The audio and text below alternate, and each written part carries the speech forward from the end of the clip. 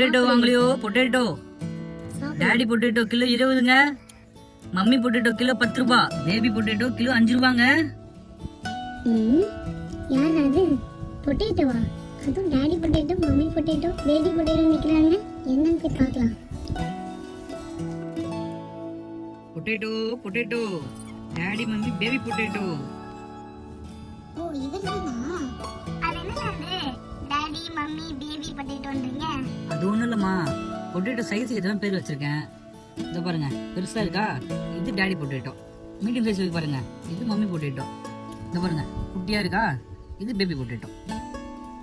உங்களுக்கு எந்த பொட்டேட்டோமா வேணும்? பேபி பொட்டேட்டோ ஒரு 1/4 கிலோ கொடுங்கண்ணா.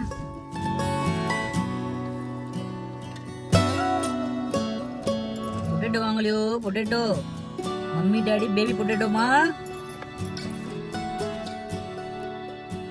அண்ணி, ஆலு பரோட்டா செய்யலாம்னு உருளைக்கிழங்கு வாங்கிட்டு வந்தேன். அப்படியா சீதா? சரி செஞ்சிடலாம். இல்ல அண்ணி, இன்னைக்கு நீங்க வெஜிடேரியன். நானும் தமிழும் செய்யறோம். சரிம்மா செய்யுங்க. ஏதோ உதவி வேணும்னா சொல்லுங்க, நான் செய்யறேன். ஓகே அண்ணி. தமிழ் பிஸியா இருக்கியா? இல்ல சீதா, சொல்லு. இன்னைக்கு நம்ம ஆலு பரோட்டா செய்யலாமா? செய்யலாமே. சரி தமிழ், நீ கோதுமை மாவு கொஞ்சம் பிசைஞ்சு வை. நான் அதுக்குள்ள போயிட்டு உருளைக்கிழங்கு ரெடி பண்ணிடுறேன். சரி சீதா. இன்னைக்கு ஆலு பரோட்டாக்கு நீ தான் கோதுமை மாவு பிசைய போற, சரியா? Very good. சரி, நான் தேவையான பொருள்லாம் போடுறேன், நீ அதுக்கப்புறம் பேச, சரியா?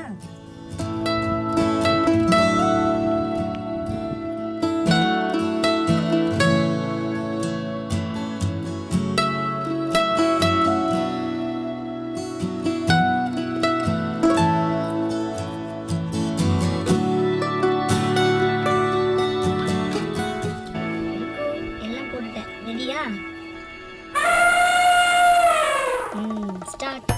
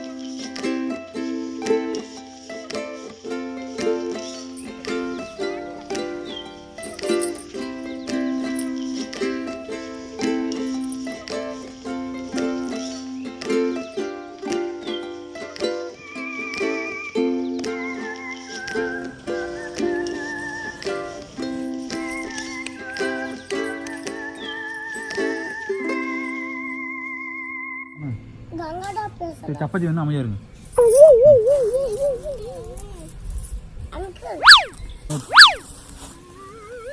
வீட்டுக்கு போயிட்டாங்க. மாடு போயிட்டான் போடா.